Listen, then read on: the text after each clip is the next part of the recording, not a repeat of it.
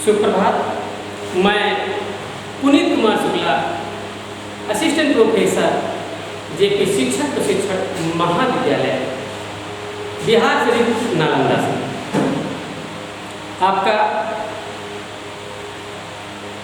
YouTube शिक्षण में स्वागत है। जैसा कि आज बीएड प्रथम वर्ष कोर्स 6 पेपर का नाम है लिंग विद्यालय एवं समाज अर्थात जेंडर स्कूल एंड सोसाइटी। पाठ्यक्रम में आज आपको पुरुषत्व एवं स्त्रीत्व के विषय में चर्चा करेंगे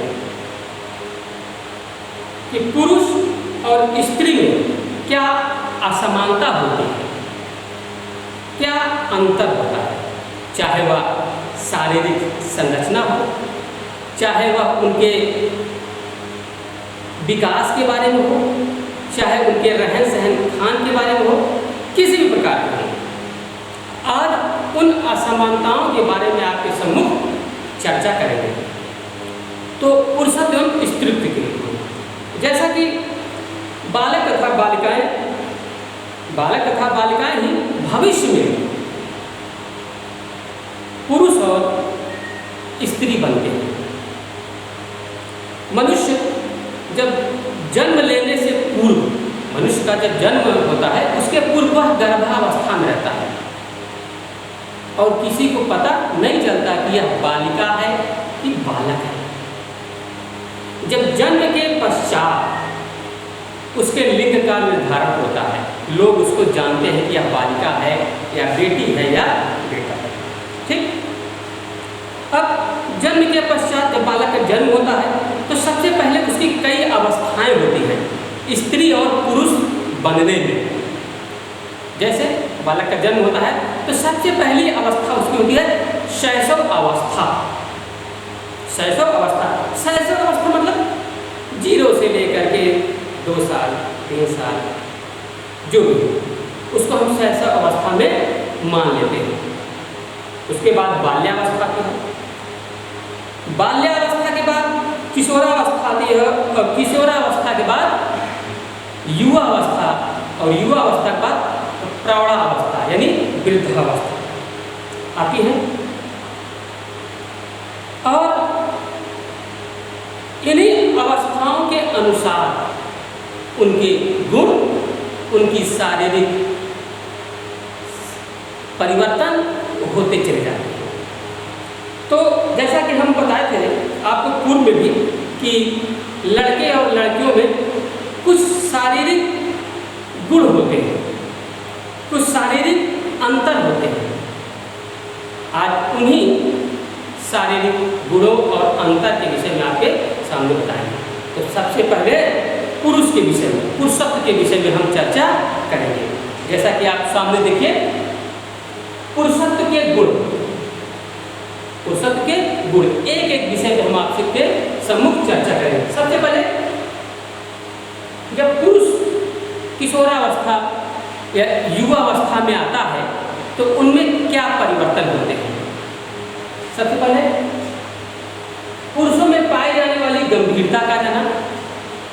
जब पुरुष यानी बालक जब बाल्यावस्था होता है तब उसके अंदर कोई गंभीरता नहीं रहती है, वह चंचलपन रहता है, वह लड़कियों के साथ खेलता रहता है, लड़कियां भी लड़कों के साथ खेलती रहती हैं, झूठ बोलती हैं, चोरी करती हैं, कोई गंभीरता नहीं रहता। सब यही बालक किशोरावस्था में आ जाता है, युवावस्था में आ जाता है तो उसके गंभीरता आता है, यानी गंभीर बन जाता है। गंभीर मतलब कि उसके अंदर चंचलतापन वह समाप्त हो जाता है, उसको आभास होता है कि मैं पुरुष हूँ। क्योंकि कुछ हार्मोन्स के कारण, कुछ शारीरिक परिवर्तन के कारण उसके अंदर गंभीरता आ जाती है और वह जो बाल्यावस्था में लड़कियों के साथ घुल मिलकर खेलना, चोरी करना, चंचलता दिखाना इत्यादि कार्य छोड़ देता है और उसके अंदर गंभीरता, हर समय वह गंभीर रहना चाहता है। वह अपने आप को बताना चाहता है कि मैं बाल्यावस्था से किशोरावस्था में आ गया हूँ, मैं गंभीरता मेरे अंदर आ गई है, मुझे कुछ बनना है, मुझे कुछ सीखना है, मुझे कुछ जानना है इत्यादि। इसलिए उसके विचारों में गंभीरता आ जाती है। दूसरा, श्रेष्ठता का भाव आना। दूसरा है श्रेष्ठता का भाव आना। उसमें बाल्यावस्था से जब किशोरावस्था होता है तो उसमें श्रेष्ठता की भावना आ जाती है कि मैं अब बाल्यावस्था में नहीं हूँ, अब मैं किशोरावस्था में हूँ, मैं युवावस्था में हूँ। मुझे वो चंचलता छोड़ देनी चाहिए, वो झूठापन, वो जो लड़प्पन है वो छोड़ देना चाहिए। मुझे कुछ बनना है, उसके अंदर कुछ श्रेष्ठ की भावना आती है कि मुझे ये चीज़ बनना है, मुझे ये चीज़ सीखना है, मुझे ये जानना है, लोग मुझे जाने, मेरे कार्यों के माध्यम से जाने, लोग मेरे नाम से जाने। इस प्रकार से उसके मन में उसके गुणों के रूप में श्रेष्ठता की भावना आ जाती है। तीसरा है पारिवारिक दायित्वों का बोध। जब किशोरावस्था युवावस्था होता है तो उसके गुणों में परिवर्तन होता है। पारिवारिक दायित्व का बोध, वह परिवार का एक सक्रिय सदस्य बनना चाहता है कि मैं भी एक परिवार में एक सक्रिय सदस्य का रूप में जानूं। परिवार में जो छोटे मोटे कार्य होते हैं वो कार्य मुझे भी दिए जाएं, मैं भी वह कार्य अन्य पुरुषों के भांति करूँगा, करने का प्रयास करूँगा। वह छोटी मोटी जिम्मेदारियों को अपने ऊपर लेना चाहता है कि मैं भी यह कार्य अच्छे ढंग से संपादित कर सकता हूँ।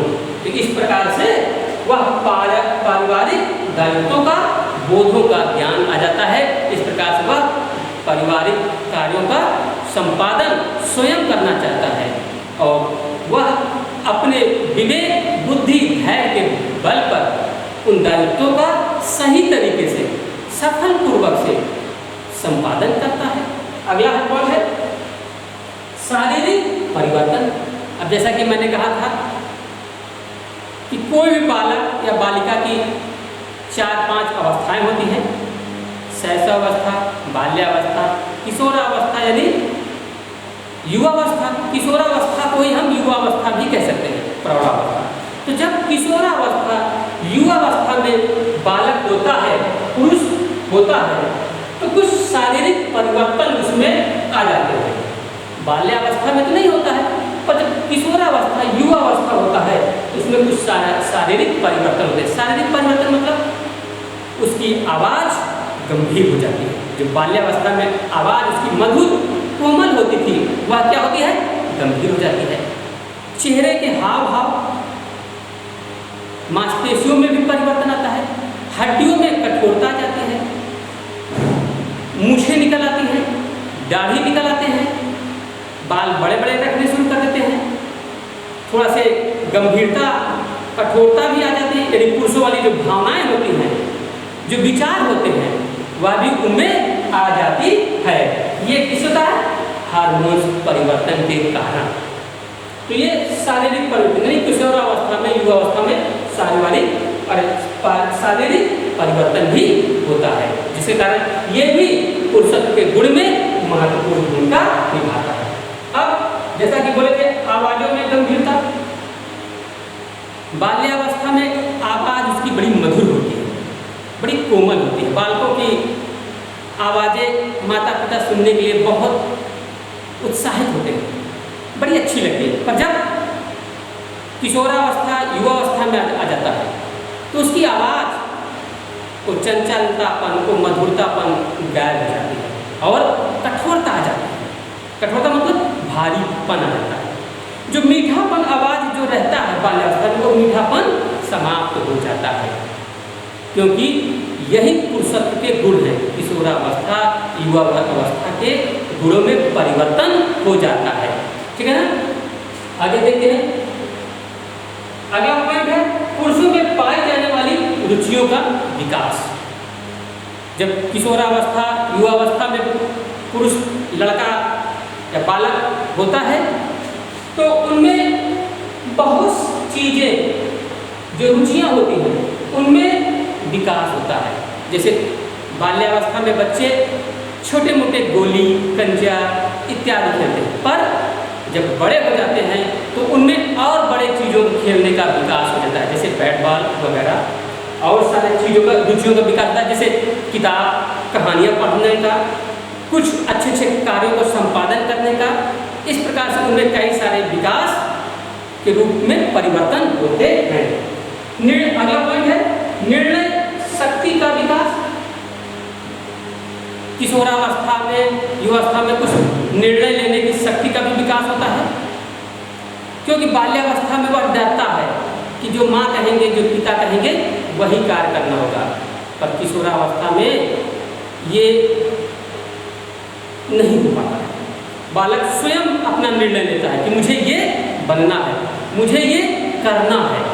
तो अपने द्वारा कि मुझे डॉक्टर बनना है, कि इंजीनियर बनना है या किस क्षेत्र में जाना है, वह स्वयं अपना निर्णय लेना चाहता है। जबकि बाल्यावस्था में माता पिता कहते हैं कि आपको डॉक्टर बनना है, इंजीनियर बनना है, ये बनना है।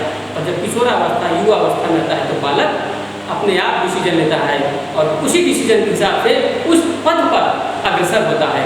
इस प्रकार से हम कह सकते हैं कि निर्णय शक्ति का भी विकास होता है। अगला, पारिवारिक विषयों में हस्तक्षेप। जब किशोरावस्था, युवावस्था में होता है तो पारिवारिक विषयों में भी वह भी चाहता है कि माता पिता से चाहता है कि परिवार में जो भी विषय हैं, चाहे अच्छे विषय हो, लड़ाई झगड़े वाले विषय हो, चाहे खुशी वाले हो, चाहे दुखी वाले हो, किसी प्रकार का कोई विषय पर चर्चा हो, कोई बात हो तो मुझे भी बताई जाए, मुझसे भी सलाह लिया जाए। मैं भी तो परिवार का एक सदस्य हूँ, मैं भी परिवार का एक मेंबर हूँ। तो वह जो व्यक्ति है वह भी चाहता है कि मुझसे भी कुछ विषयों में सहयोग ले, मुझसे भी कुछ पूछे, और वह इस प्रकार से अपने पारिवारिक विषयों में हस्तक्षेप करता है। यानी ये पिताजी आपको ये करना चाहिए, माताजी ये करना चाहिए, हम ये कार्य करेंगे तो हमारे घर का उन्नति ऐसी होगा। इस प्रकार से छोटी छोटी चीज़ों में वो अपनी भी भूमिका, अपना भी सहयोग देना और रखना चाहता है। अगला जो महत्वपूर्ण है किशोरावस्था में, युवावस्था में सबसे महत्वपूर्ण परिवर्तन, यानी गुण, परिवर्तन भी बोल सकते हैं और गुण भी बोल सकते हैं, विपरीत लिंग के प्रति आकर्षण। किशोरावस्था कहते हैं तूफान की अवस्था, कुछ विद्वान लोग बोलते हैं उमंग की अवस्था, ज्वर की अवस्था, प्रेम की अवस्था, एकांत की अवस्था, बहुत सारी अवस्थाओं में इसमें वर्णन किया गया है। तो इस अवस्था में पुरुषत्व के गुणों में विकास होता है। किशोरावस्था में विपरीत लिंग के प्रति आकर्षण, विपरीत लिंगों के प्रति, यानी लड़का है तो लड़कियों के प्रति आकर्षण की भावना उत्पन्न होती है, विपरीत लिंगी आकर्षित होना, ठीक है ना। तो अगर पुरुष है तो लड़कियों के प्रति आकर्षित होगा, और आकर्षित के साथ साथ लड़कियों की, महिलाओं की, उनकी सुरक्षा की जिम्मेदारी भी वह निभाता है। आप देखते होंगे कि रोड पे कोई छोटी मोटी घटनाएं हो जाती हैं, अगर लड़कियों के साथ कोई छेड़खानी है, छोटी मोटी कोई घटना होता है, तो सड़क पर जितने पुरुष वर्ग होते हैं उस लड़की को सहानुभूतिपूर्वक से सुरक्षित वातावरण देना चाहते हैं, और जो व्यक्ति कोई अनैतिक कार्य कर रहा है या हस्तक्षेप कर रहा है तो उसको डांटते हैं और फटकारते हैं। ये इस कारण से कि विपरीत लिंगी एवं विपरीत लिंग की सुरक्षा की जिम्मेदारी की भावना भी होती है। तो इस प्रकार से हम बोल सकते हैं कि पुरुषत्व के गुणों में ये सारे गुण जब किशोरावस्था, युवावस्था में आता है तो ये परिवर्तन होते हैं, जबकि बाल्यावस्था में ये परिवर्तन नहीं होते हैं। इसलिए पुरुषत्व के गुणों में ये सारे पॉइंट महत्वपूर्ण माने जाते हैं। कौन कौन से, फिर से एक बार आप रिवीजन करिए। पुरुषत्व के गुणों में कौन कौन परिवर्तन होते हैं? सबसे पहले पुरुषों में पाई जाने वाली गंभीरता का आ जाना, दूसरा श्रेष्ठता का भाव आ जाना, श्रेष्ठता की भावना आती है, तीसरा पारिवारिक दायित्वों का बोध, चौथा शारीरिक परिवर्तन, पांचवा आवाज में गंभीरता, अगला पुरुषों में पाई जाने वाली रुचियों का विकास, अगला निर्णय शक्ति का विकास, अगला पारिवारिक विषयों में हस्तक्षेप, अगला विपरीत लिंग के प्रति आकर्षण एवं उनकी सुरक्षा का दायित्व का बोध या जिम्मेदारी लेना। क्योंकि आप देखते होंगे कि किशोरावस्था में लड़के लड़कियों के प्रति आकर्षित होते हैं और लड़कियां लड़कियां लड़कों के प्रति आकर्षित होते हैं। आकर्षित होने के साथ साथ एक दूसरे की जिम्मेदारियां, एक दूसरे की सुरक्षा की भी जिम्मेदारी उठाते हैं।